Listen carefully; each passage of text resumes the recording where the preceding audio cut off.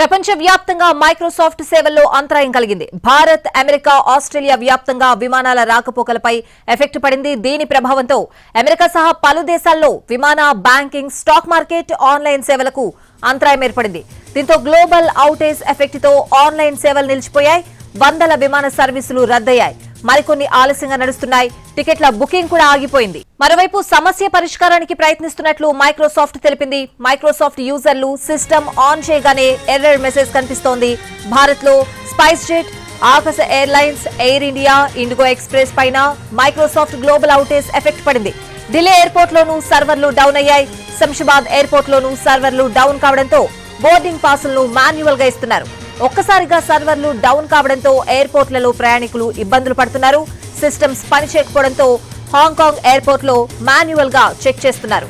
Mumbai, Delhi ఎయిర్పోర్టులో Akash air సర్వీసులకు అంతరాయం ఏర్పడింది. ఆస్ట్రేలియాలోని వూల్వర్త్స్ అనే సూపర్ మార్కెట్ సేవల్లోనూ అంతరాయం తలెత్తింది. పాయింట్ ఆఫ్ సేల్స్ లో కస్టమర్ల బ్యాంక్ కార్డులు పనిచేయడం లేదు. కొన్ని దేశాల్లో ఆన్లైన్ తో అనుసంధానమై ఉన్న పోలీసుల వ్యవస్థలు సైతం క్రాష్ అయ్యాయి. లండన్ స్టాక్ ఎక్స్చేంజ్ లో కూడా సమస్యలు తలెత్తాయి. అమెరికా ఫెడరల్ ఏవియేషన్ అడ్మినిస్ట్రేషన్ కార్యకలాపాలు సైతం దెబ్బతిన్నాయి. అమెరికాలో 911 అత్యవసర సర్వీసుల్లోనూ ఇబ్బందులు ఏర్పడ్డాయి.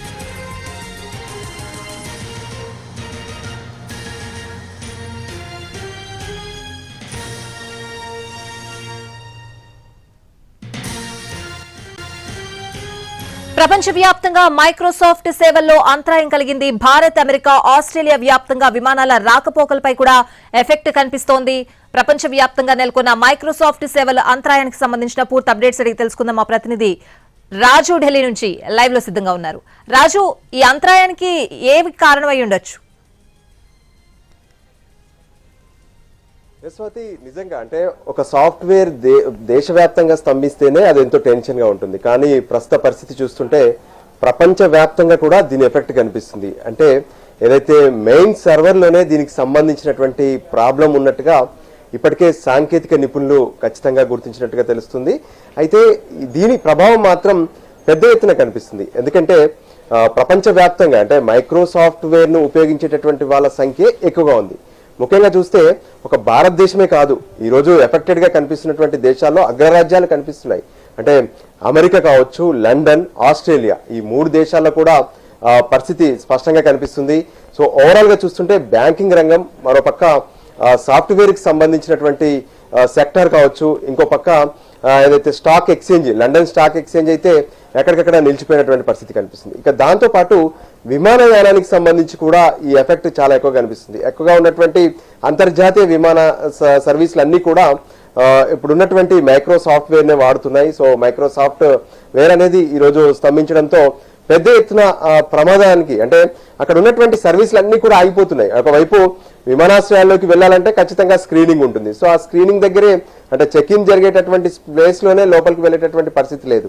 ఇక మరోపక్క సాఫ్ట్వేర్ రంగానికి సంబంధించి చూస్తే సాఫ్ట్వేర్ కంపెనీల్లో ఎక్కువగా మైక్రోసాఫ్ట్ ను ఉపయోగిస్తున్నాయి. ప్రత్యేకంగా మైక్రోసాఫ్ట్ ఇప్పటికే దాదాపు 360కి పైగా కొన్ని యాప్లను కూడా తయారు చేసింది. సో ఒక మైక్రోసాఫ్ట్ ఉపయోగిస్తున్నటువంటి సిస్టమ్సే కాదు, మైక్రోసాఫ్ట్ లో ఉన్నటువంటి ఇతర యాప్స్ కూడా ఇప్పుడు నిలిచిపోయినటువంటి పరిస్థితి కనిపిస్తుంది.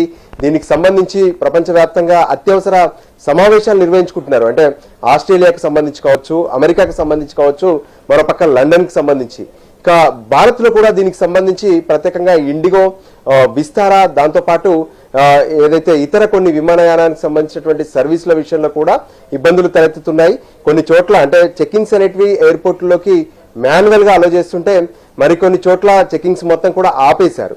సో ఈ ప్రభావం అనేది దేశవ్యాప్తంగా ఒకలాగుంటే ప్రపంచవ్యాప్తంగా మాత్రం మరింత ఎక్కువగా కనిపిస్తున్నటువంటి పరిస్థితి ఉంది.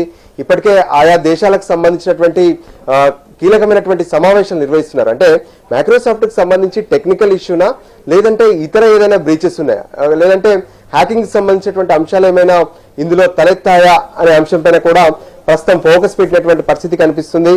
ఇక మరోపక్క చూస్తే ఏదైతే ఇప్పటి వరకు నెలకొన్నటువంటి పరిస్థితులకు అనుగుణంగా మైక్రోసాఫ్ట్ సైతం స్పందించింది. అంటే ఆ సంస్థకు సంబంధించినటువంటి అధికారిక ప్రకటన కూడా చేశారు. అంటే ఏదైతే మైక్రోసాఫ్ట్ లో తలెత్తినటువంటి ఇష్యూస్ ను వెంటనే వాటిని రిజాల్వ్ చేసేందుకు కూడా తమ టీం వర్క్ చేస్తుందంటూ కూడా చెప్తున్నారు. కానీ ఎప్పుడు సాల్వ్ అవుతుంది, ఎప్పుడు దీని నుంచి బయటపడతారనే దానిపైన కూడా ఎంతో టెన్షన్ అయితే కనిపిస్తుంది. సో ఎక్కడికక్కడ సిస్టమ్ తో ఉపయోగించేటటువంటి వర్క్స్ ఏవైతే ఉంటాయో అవన్నీ కూడా నిలిచిపోయినటువంటి పరిస్థితి ప్రపంచవ్యాప్తంగా కనిపిస్తుంది. దాంతో ఇప్పుడు ప్రతి ఒక్కరు కూడా టెన్షన్ గా కనిపిస్తున్నారు. ఇంతకీ ఏం జరిగింది?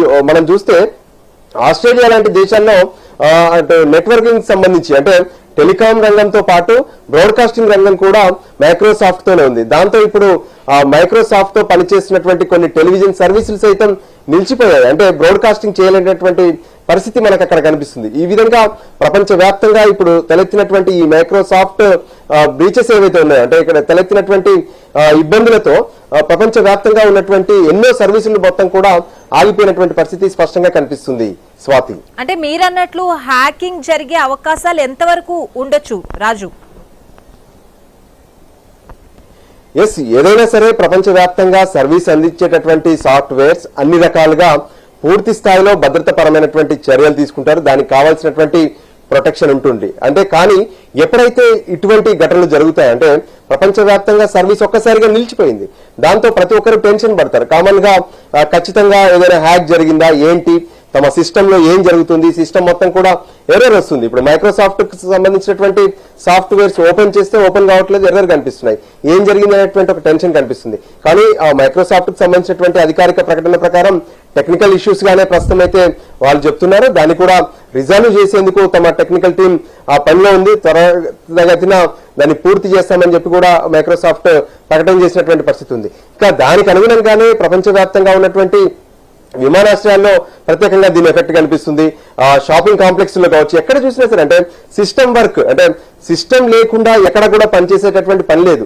ఖచ్చితంగా కంప్యూటర్ పెట్టుకుంటారు, లేదంటే సాఫ్ట్వేర్ ను ఉపయోగించేటటువంటి పరిస్థితి మనకు కనిపిస్తుంది. ఏ ఒక్కరు బిజినెస్ చేయాలన్నా సరే, కొత్తగా ఐటీ సెక్టర్ కావచ్చు, లేదంటే ఇతర రంగాల్లో కూడా ఖచ్చితంగా కంప్యూటర్ను ఉపయోగిస్తారు. అందులో మైక్రోసాఫ్ట్ ను ఉపయోగిస్తున్నటువంటి కంపెనీలే ఎక్కువగా కనిపిస్తున్నాయి. సో ఇప్పుడు ఆ కంపెనీలన్నీ కూడా స్తంభించిపోయాయి. దాంతో వ్యాపారం, దాంతో పాటు ఉద్యోగాలకు సంబంధించినటువంటి అంశం, మరోవైపు ప్రయాణాలకు సంబంధించినటువంటి అంశం, ఈ విధంగా అన్ని అంశాలపైన ప్రస్తుతం మైక్రోసాఫ్ట్ ఇప్పుడు స్తంభించడంతో దాని ఎఫెక్ట్ అనేది అయితే స్పష్టంగా కనిపిస్తుంది. రాజు, ఇప్పుడు ఐటీ కంపెనీల్లో మైక్రోసాఫ్ట్ తో నడిచే సిస్టమ్స్ అన్ని ఆగిపోయిన నేపథ్యంలో చాలా వరకు ఆర్థికంగా కూడా నష్టం వాటిల్లే అవకాశం ఉంటుంది కదా? ఎస్, ఖచ్చితంగా కొన్ని రంగాలకు సంబంధించి వాళ్ళు చేసేటటువంటి అంటే ప్రతి సెకండ్ కూడా చాలా వాల్యూగా ఉంటుంది. అంటే ఒక ఆపరేషన్ సిస్టమ్ అనేది ఒకసారి ఆగిపోయిందంటే కూడా దాని ప్రభావం తీవ్రంగా ఉంటుంది.